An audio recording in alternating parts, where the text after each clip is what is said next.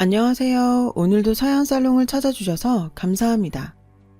얼마 전 첫 딸을 출산하고 한창 육아를 하며 고군분투 중인 엄마예요. 출산 후 한 달 정도 친정에서 산후조리를 하다가 집으로 돌아온 지 얼마 되지 않았어요.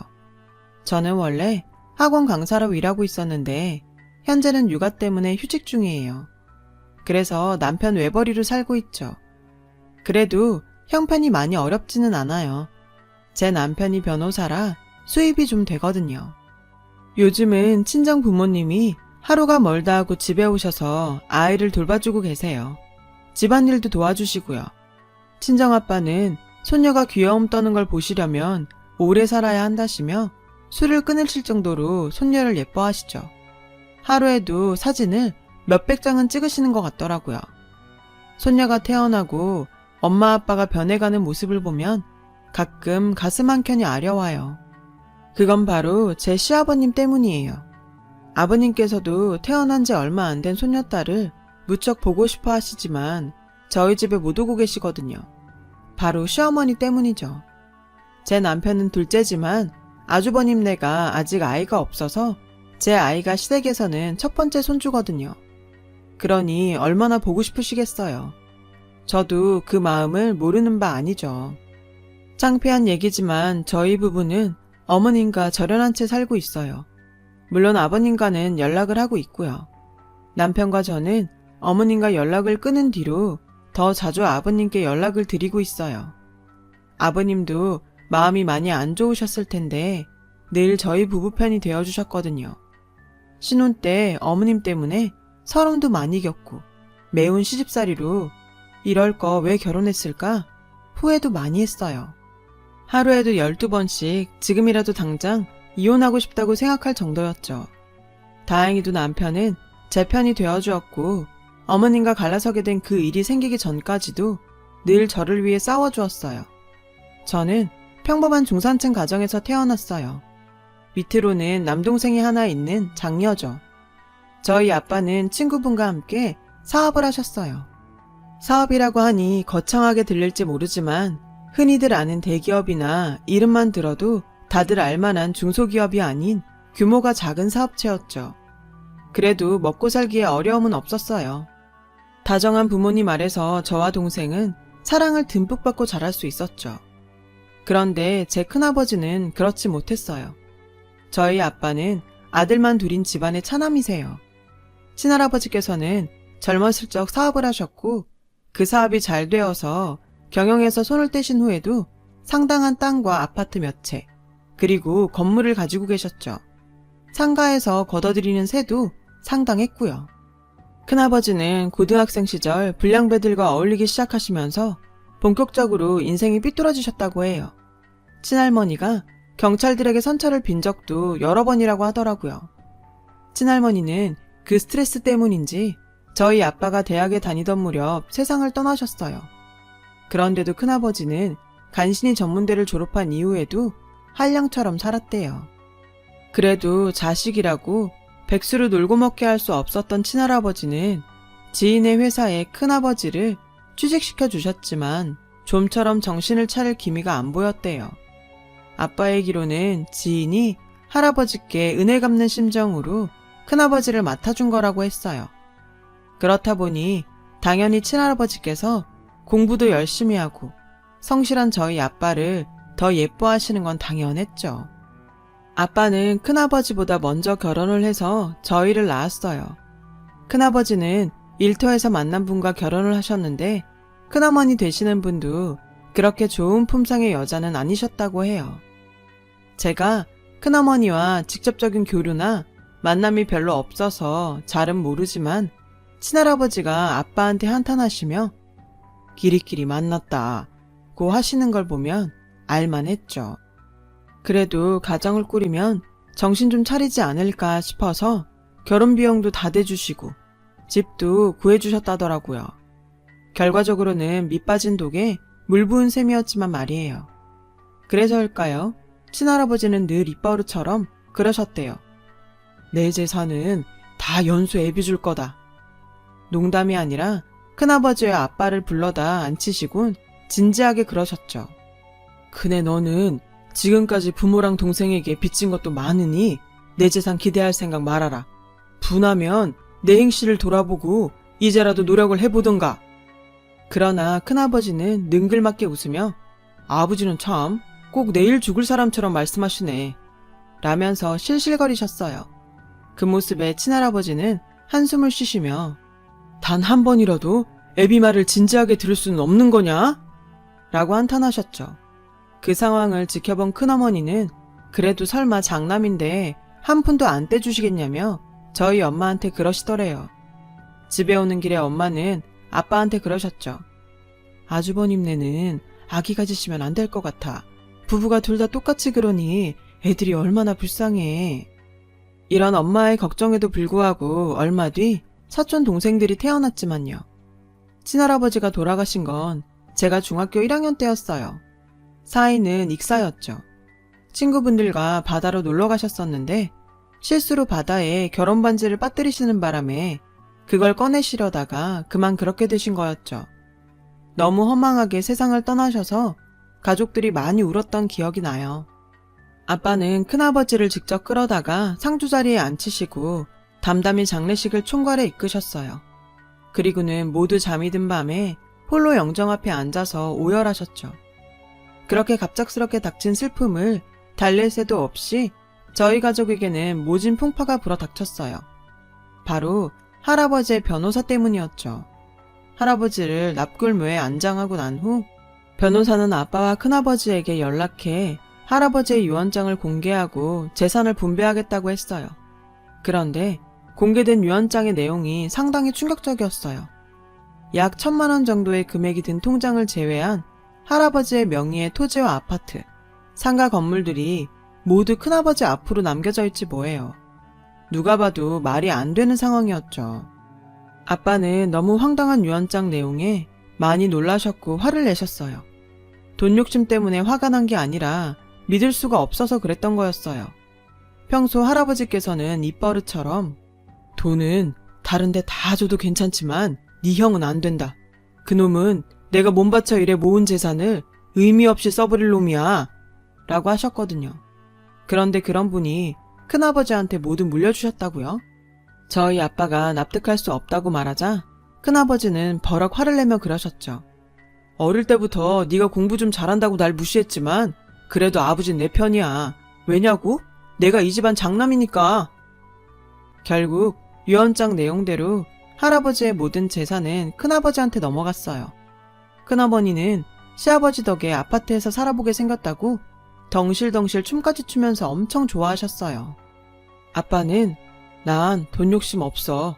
아버지가 우리에게도 1,000만 원이나 되는 돈을 남겨주셨잖아. 신경 쓰지 마. 라고 하시고는 유산 문제는 더 이상 거론하지 않으셨어요. 그렇게 다시 일상으로 돌아가려나 했는데 친할아버지를 잃은 슬픔에서 채 벗어나기도 전에 또다시 불행이 닥쳐왔어요. 아빠와 동업을 하던 분이 공금을 빼돌려 회사가 부도가 난 거예요. 동업자는 진작에 중국으로 도망쳤고 아빠는 중국까지 가셔서 그 사람을 잡아올 상황이 아니었어요. 당장에 급한 불부터 꺼야 했거든요. 그 과정에서 저희 집도 팔아야 했고 심지어 엄마가 혼수로 가지고 오신 고급 가구들도 다 팔아야 했어요. 그리고 저희 가족은 방 2개짜리 좁은 집으로 이사를 가게 되었고요. 우리 가족의 오랜 추억이 담긴 침대와 소파가 트럭에 실려 나가던 날 엄마는 많이 우셨어요. 아빠는 그런 엄마의 모습을 보고 많이 미안하셨던지 그날 밤 늦게까지 홀로 술잔을 기울이셨어요. 비록 시련이 우리 가족의 터전을 바꿔놓았지만 그래도 저희 가족은 여전히 서로를 아끼고 의지하며 지냈어요. 그 일로 저와 남동생은 일찍 철이 들었고 부모님께 힘이 되어드리려고 노력했죠. 남동생은 아직 초등학생이라 열심히 공부해서 성적으로 부모님을 기쁘게 해드렸고 중학생인 저는 전단지 아르바이트를 하며 용돈을 벌었어요. 용돈이라도 제가 벌어서 쓰려고요. 부모님께서는 그런 저희를 보고 너희들이 엄마 아빠보다 낫다고 하셨죠. 얼마 뒤 아빠는 힘을 내서 다시 회사에 취직하셨어요. 비록 월급이 많진 않았지만 일정한 수입이 생기니 생활은 조금씩 안정이 되어갔어요. 그렇게 저희 가족은 똘똘 뭉쳐 실언에 맞서 나갔죠.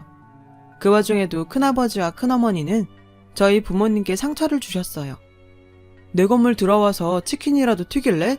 아니지, 싸게 받을 테니까 아파트에 들어와 살아볼래? 실실 웃으면서 아빠를 놀리셨지만 아빠는 단박에 거절하셨어요. 임대료로 온갖 사치를 부리고 살던 큰어머니도 일부러 저희 집에 오셔서 새로 산 물건들을 자랑하곤 했고요. 그런 고약한 행동을 보며 내가 나중에 돈 많이 벌어서 엄마 가방이고 구두고 다 사주리라 결심을 했죠. 다행히도 그 후로 저희 가족은 사정이 점점 나아졌어요. 예전처럼은 아니더라도 못 먹고 못 쓰고 살 정도로 가난하지는 않았으니까요. 그래도 우리 형편에 대학 진학은 무리다 싶어서 졸업 후 취업을 하려고 했어요. 하지만 아빠가 대학은 꼭 가라고 하셔서 열심히 대입 준비를 하게 되었죠. 남들처럼 학원을 다니거나 과외를 받을 수는 없었지만 교육방송을 보며 내신 관리와 수능 준비를 해 나갔어요. 노력은 배신을 하지 않는다더니 덕분에 성적도 꽤 잘 나와서 인서울대학교 영문학과에 들어갈 수 있었죠. 다행히 소득 범위를 계산해서 받을 수 있는 국가장학금도 받아서 큰 부담 없이 대학에 다닐 수 있었어요. 틈틈이 학원 알바도 하면서 용돈도 벌고 성적 장학금도 받으면서 알차게 대학 생활을 하게 되었죠. 그러다 4학년 때 친구로부터 남자를 소개받게 되었어요. 당시 그 남자는 로펌에 갓 취직한 신참 변호사였어요. 사실 변호사라고 해서 조금 부담스럽게 생각했는데 만나보니 서글서글하고 배려심이 많은 사람이라 사귀게 되었죠. 저는 대학을 졸업하고 현재 일하고 있는 학원에 취직했어요. 규모도 꽤 크고 학부모들 사이에서는 인정해주는 학원이거든요. 게다가 월급도 높고 복지 혜택도 좋았죠. 동생은 전문대를 졸업하고 먼저 취직해 일을 하고 있었기 때문에 가게의 수입이 늘어서 생활은 전보다 더 윤택해졌어요. 직장 생활을 하며 4년간 연애를 해오던 저는 남자친구한테 청혼을 받았어요. 그리고 얼마 뒤 예비 시댁에 인사를 드리러 가게 되었어요. 집에는 예비 시부모님 외에 아주버님 내외도 와 계시더라고요. 아버님과 아주버님 내외는 저를 반기는 눈치였지만 어머님은 아니었어요. 정말 누가 봐도 대놓고 탐탁치 않아 하는 게 보일 정도였죠. 학원 선생이라고? 학교도 아니고? 우리 아들은 변호사인데? 이건 뭐 급이 맞아야 상대를 하지. 아들이 좋다니까 할 수 없이 허락한다만 너 변호사 일 힘든 거는 알지? 결혼하면 바로 일 그만두고 내조할 생각이나 해. 그날 저는 정신이 너덜너덜한 상태로 예비시댁을 나섰고 그 모습에 남자친구는 몇 번이고 사과했어요. 하지만 그 순간에는 어떤 사과에도 상처가 회복되지 않았어요. 형수님이 꽤 있는 집 사람이라 더 저러시는 거야. 형수님한테는 찍소리도 못 하시거든. 어차피 분가해서 살 거니까 좀만 참아주라. 대신 내가 중간에서 잘할게. 저는 그런 남편 하나 믿고 결혼을 했어요. 시간이 지나면 조금은 나아지지 않을까 싶었던 시어머니의 태도는 조금도 나아지지 않은 채 저희는 결혼식을 올리게 되었어요. 그 후 말 그대로 시월드가 열렸어요. 신혼집과 시댁이 버스로 5정거장 거리에 있었는데 일주일에 3번은 연락도 없이 불쑥 오셔서는 집안 살림에 간섭하며 잔소리를 하셨어요. 반찬이 부실하다. 남편 밥은 챙기냐? 집안에 먼지 쌓인 거 봐라. 돈 번다고 유세 떨지 말고 살림이나 신경 써. 매일같이 온갖 잔소리가 쏟아졌고 때로는 전화로 잔소리를 하셨어요. 그럴 때면 저는 남편한테 이런 사실을 전했고 남편이 곧바로 어머님께 전화를 걸어 한 소리를 해댔어요. 그러면 다음날 바로 어머님한테 전화가 오곤 했어요. 너는 꼭 남편에게 볼멘 소리를 해서 모자 사이를 이간질시키냐? 네가 잘하면 내가 잔소리를 하겠니? 넌 어떻게 내 잘못은 생각 안 하고 뭐든지 다 남의 탓을 하는 거니? 처음에는 반복되는 이런 패턴에 정말 머리가 터져 나갈 것 같이 아프고 힘들어서 차라리 이혼을 할까 하는 생각도 여러 번 했어요. 그럴 때마다 절 잡은 건 남편이었죠. 때로는 아주버님과 형님도 전화하셔서 사과를 하거나 위로를 해주시곤 했죠. 아버님도 무뚝뚝 하시지만 저를 많이 챙겨주셨고요. 어머님을 제외한 모든 가족의 지원을 받다 보니 한편으로는 그래, 어머님 한 번만 그러시는 건데 뭐 하는 생각을 하기도 했어요. 그러던 어느 날이었어요. 어머님께서 전화를 하셨더라고요. 그날은 제 강의가 없는 날인 걸 어떻게 아시고는 연락을 하신 거였죠. 시댁에 잠시 오라고 하시더군요. 가보니 집에는 어머님이 혼자 계셨어요. 외출 준비를 하고 계시더라고요. 어머님은 저를 보시더니 대뜸 나 돌아올 때까지 네가 우리 집 청소 좀 하고 소파 커버 빨아서 널어놔라. 하는 김에 냉장고 청소도 좀 하고 내가 워낙 바빠서 시간이 안 되는구나. 그때까지만 해도 어떻게든 어머님께 예쁨을 받아보겠다고 노력하던 때라 저는 고분고분하게 알겠다고 했어요. 어머님이 나가시고 시댁에 있는 큰 소파 청소부터 시작했죠. 커버를 벗겨서 세탁기를 돌리고 먼지를 털고 구석구석 걸레로 닦았어요. 혹시 잘못하면 괜히 또 제대로 못했다고 잔소리를 들을까 봐서요. 그런데 청소를 하다 보니 소파 틈에 뭐가 있더라고요. 색이 바랜 갈색 서류 봉투였어요. 이런 게 왜 소파에 있지? 하면서 서류 봉투 위에 내려앉은 먼지를 털었죠. 그러자 그 순간 서류 봉투 위 흐려진 이름 석자가 눈에 들어왔어요. 그 이름은 바로 제 아빠의 이름이었어요.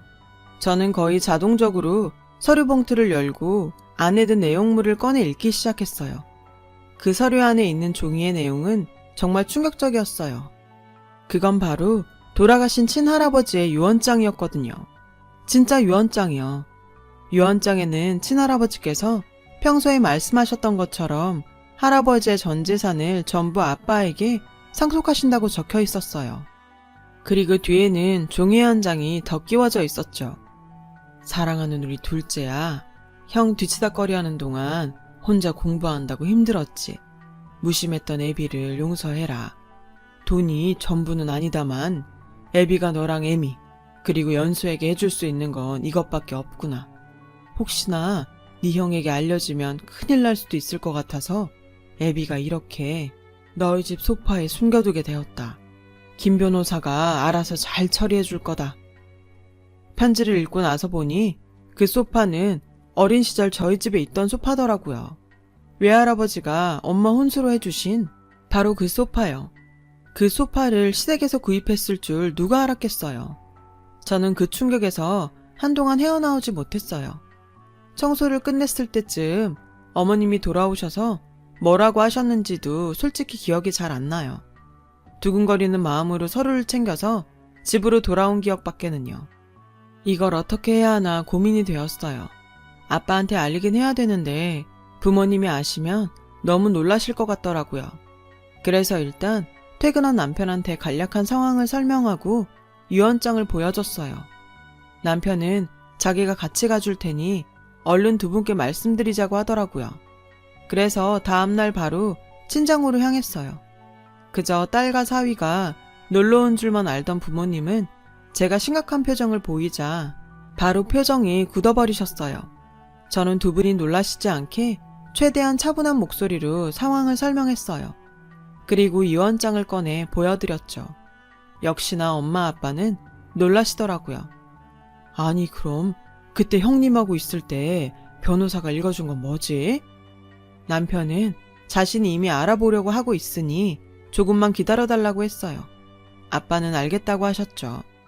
한동안 남편은 자기 일도 제쳐두고 유언장에 관한 진실을 밝혀내기 위해 고군분투했어요. 그리고 큰아버지 모르게 오래전 유언장을 집행했던 변호사를 찾아냈죠. 이미 은퇴하셨더라고요. 저는 남편과 함께 그분을 찾아갔어요.